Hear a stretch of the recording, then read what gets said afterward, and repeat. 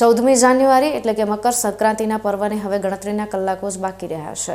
ત્યારે થરાની વિનય પ્રાથમિક શાળાના નાના ભૂલકાઓએ નગરજનોને એક ઉમદા સંદેશ આપવા માટે બીડું ઝડપ્યું છે।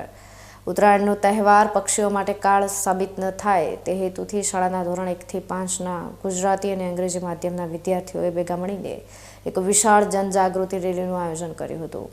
આ રેલી વિનય વિદ્યા મંદિરથી શરૂ થઈને કર્ણાવતી નગર, ભક્તિનગર, કીર્તિનગર અને પારસનગર જેવા વિસ્તારોમાં ફરી હતી, જેમાં બાળકોએ પક્ષીઓના જીવ બચાવવા અને ગાયોને ઘાસચારો ખવડાવવાની અપીલ કરી હતી। રેલીમાં જોડાયેલા બાળકોના હાથમાં પતંગ અને દોરીના જોખમો વિશે જાગૃતિ ફેલાવતા બેનરો અને પ્લે કાર્ડ્સ જોવા મળ્યા હતા।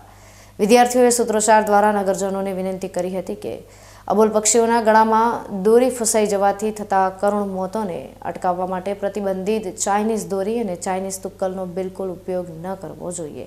આ ઉપરાંત વીજળીના તાર પર ફસાયેલા પતંગોને ઉતારવા જતા થતા અકસ્માતોથી બચવા અને જીવદયાના કાર્યોમાં સહભાગી થઈ ગાયોને ઘાસચારો ખવડાવવા માટે પણ બાળકોએ માર્ગદર્શન આપ્યું હતું। હું વિનય સ્કૂલમાં ભણું છું। અમે અહીંયા ઉત્તરાયણ નિમિત્તે પક્ષીઓને દાણા નાખવા આવ્યા છીએ। અમારો સંદેશ એ છે કે ઉત્તરાયણમાં ચાઇના દોરીનો ઉપયોગ કરવો ન જોઈએ।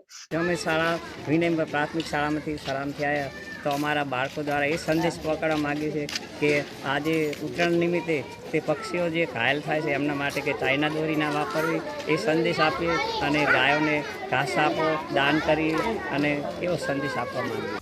જ્યારે માસૂમ બાળકો પોતે રસ્તા પર ઉતરીને સમાજને જાગૃત કરવાનો પ્રયાસ કરે છે ત્યારે તેની અસર ચોક્કસપણે થાય છે। વિનય વિદ્યા મંદિરના આ પ્રયાસને થરાના રહીશોએ પણ બિરદાવ્યો હતો। આ રેલી દ્વારા સંદેશમાં આપવામાં આવ્યો હતો કે ઉત્સવનો આનંદ ત્યારે જ સાર્થક ગણાય જ્યારે તેમાં કોઈ જીવને હાનિ ન પહોંચે। હવે જોવાનું એ રહેશે કે નગરજનો બાળકોની આ વાતને કેટલી ગંભીરતાથી લે છે અને આ ઉત્તરાયણમાં પક્ષીઓ પ્રત્યે કેટલી દયા દાખવે છે।